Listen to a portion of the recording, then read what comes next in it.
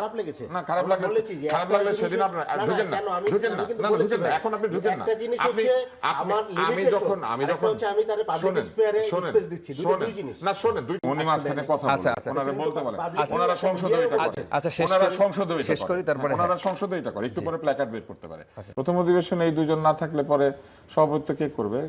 নতুন স্পিকার নির্বাচিত করে তাকে সভাপতি করতে দেওয়া হয়েছে হ্যাঁ এতে কোনো অসুবিধা হয় নাই কারণ স্পিকার নাই আর ডেপুটি স্পিকার জেলখানায় একই কারণে যে কারণে উনি শপথ গ্রহণের জন্য আসতে পারেন নাই শপথ নেওয়ানোর জন্য সে একই কারণে সভাপতিত্ব করতে আসতে পারেন নাই এটা নিয়ে টেলিভিশনে জটিলতা তৈরি করলে টিআরপি বাড়ে এছাড়া কিছু লাভ না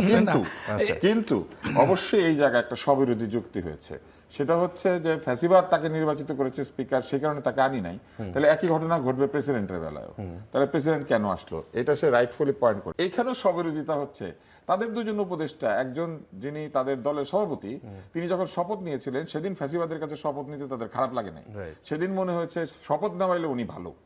অথবা খারাপ লেগেছে না খারাপ লাগলে সেদিন আপনার ঢুকেন না এখন আপনি ঢুকেন না আমি যখন আমি তার পাবলিক স্পেয়ারে স্পেস দিচ্ছি দুই জিনিস না শোনেন দুইটাই পাবলিক স্পেয়ার আপনি আসেন আমাকে শেষ করতে দেন আপনি তখন বলেছেন আপনি এখানে কথা বলেন না প্রেসিডেন্ট যখনই কোনো কিছু করেন এটা পাবলিক স্ফিয়ার কেননা প্রেসিডেন্ট একজন পাবলিক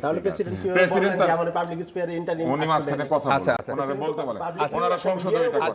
ওনারা সংসদে শেষ করি তারপরে ওনারা সংসদে এটা করে একটু পরে প্ল্যাকার্ড বের করতে পারে আসেন আমরা নিয়ে আসেন আসেন আমরা কথা বলা যায় না ওই দিন তো আমরা প্রথমে দেখি নাই আমরা কথা বলি না আমরা কথা বলি সেটা হচ্ছে যে উনি যখন শপথ গ্রহণ করিয়েছেন তখন ওনারা যেটা নিয়ে ব্যস্ত হয়েছিলেন সেটা হচ্ছে শপথের পিছনে বঙ্গবন্ধুর ছবি ঝুলবে নাকি ঝুলবে না এটা নিয়ে তারা ব্যস্ত হয়েছিলেন কিন্তু এটা তারা বলেন নাই যে আওয়ামী লীগের নির্বাচিত প্রেসিডেন্টের কাছে আমরা শপথ নিব না ততক্ষণ পর্যন্ত উনি ভালো ছিলেন 133টা অধ্যাদেশ জারি করা হয়েছে ওই অধ্যাদেশগুলির মধ্যে যেহেতু অনেক ধরনের অধ্যাদেশ তাদের ইচ্ছা অনুযায়ী হয়েছে প্রায় সবগুলাই অতএব তারা সেখানেও বলেন নাই অবৈধ প্রেসিডেন্ট কেন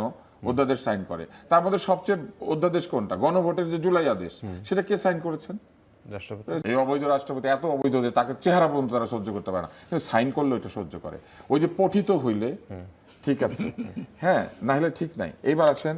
উনি ওখানে ঢুকেছেন জাতীয় সংগীতের সময় ওনারা যে দাঁড়ান নাই হান্নান মাসুদ বলেছেন যে তারা শুনতে পান নাই আমি ওইটাকে ধরে নিচ্ছি কারণ হান্নান মাসুদ তো একজন অত্যন্ত গুরুত্বপূর্ণ নেতা কিন্তু আপনি এই জায়গাটা চিন্তা করে দেখেন তার অভিশংসন তারা চায় অভিশংসনের যে নিয়ম আছে সেই নিয়মের মধ্যে কোথায় আছে যে ওনার নির্বাচন পদ্ধতি নিয়ে আপত্তি থাকলে তাকে অভিশংসন করা যাবে অভিশংসনের সুনির্দিষ্ট নিয়ম আছে কেন কাউকে অভিশংসন করা যায় আর অভিশংসন করতে ইচ্ছা করলে 2/3 সংখ্যাগরিষ্ঠতা পেয়ে আপনারা এসে অভিশংসন করে দিতেন ইমপিচ করতেন কিন্তু ইমপিচমেন্টের সময় তো বলতে হবে ওনাকে কেন অভিশংসন করা হচ্ছে এবার তারা ধন্যবাদ শুরুতে দেখেন আমাকে একটা উত্তর দিয়েছিলেন ধন্যবাদ প্রস্তাবের নিয়ে আমরা আলোচনা করব যে জিনিস আপনি শোনেন নাই সেই জিনিসের ধন্যবাদ ঠিক হলো না ভুল হলো আপনি কিভাবে বুঝবেন আমরা শুনি না আমরা পড়েছি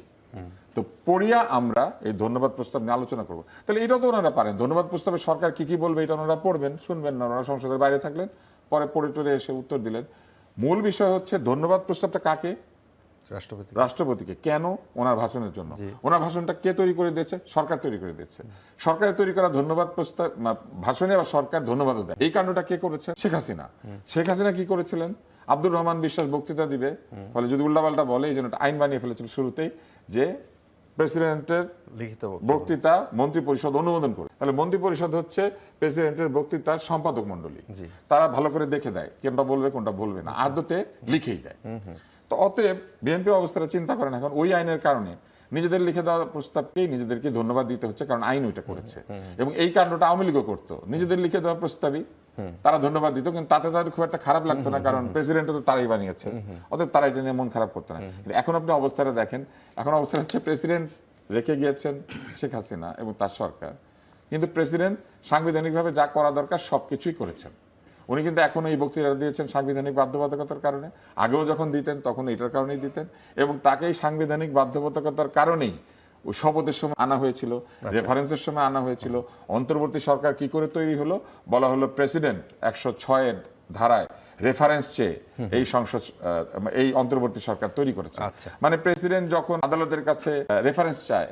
ডক্টর ইউনূসকে প্রধান উপদেষ্টা বানানোর জন্য তখন উনি ঠিক আছে তখন উনি ফ্যাসিবাদের দোষর না কারণ ইউনূস সাহেব উপদেষ্টা হবেন আপনি আর আমি হইলে তখন কিন্তু আমার দোষর হয়ে যেত কারণ আমাদের দুজনকে ওনাদের পছন্দ না ইউনূস সাহেবকে পছন্দ ওনাদের পছন্দের সাথে যেটা যেটা মিলে ওইটা ঠিক আছে, যেটা যেটা মিলে না সেটা ফ্যাসিবাদী, সেটা দোসর, সেটা ট্যাগ, সেটা কালচারাল ফ্যাসিস্ট, সেটা গণমাধ্যম ফ্যাসিস্ট। ফ্যাসিস্ট শব্দটাকে ওনারা বেশ একটা সুন্দর জায়গায় নিয়ে গেছেন। এখন দেখলে মনে হবে যে আপনিও ফ্যাসিস্ট, আমিও ফ্যাসিস্ট, সবাই ফ্যাসিস্ট, খালি ওনারা ছাড়া